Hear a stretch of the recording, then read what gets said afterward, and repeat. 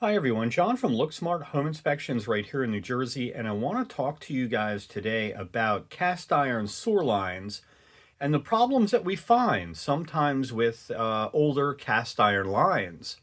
So it's really important that you guys get a sewer line inspection performed when you do your home inspection because the home inspector is not going to be able to determine if any problems exist in that older sewer line, newer sewer line, any sewer line that you have if you don't run a camera through it. So it's super important.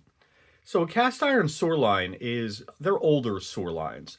And they're, typically life expectancy 50, 60 years, something like that. So some of the problems that we find when we camera these lines are something called channeling. And channeling is actually the erosion of the bottom of the sewer line. So as water runs through that sewer line through many, many years, it's going to create like a void or channel at the bottom of the line. And that's basically erosion of the pipe. And eventually this erosion is going to lead to pipe failure over time. So it really depends on the amount of channeling and the extent of the channeling. So channeling is something that we're going to look for when we do a sewer line inspection. Also, these older cast iron lines are going to have a lot of scale and rust buildup inside the line. So your water is going to flow in ripples. It doesn't flow in a smooth pipe anymore. And as this rust builds up, it actually closes and makes the line smaller.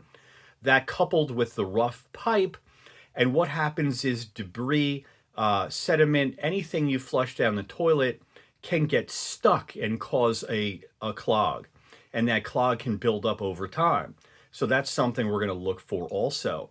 Also, we're going to look for displaced pipes, which means that pipes that are offset from one another caused by the soil around the piping where it was laid, settling, so sometime that pipe is going to move. We're going to be looking for damage, displacement, open joints. These are all the things that we're certainly going to look for, as well as tree root intrusion, which is not super common with cast iron, but still can be a problem if the pipe has these large offsets.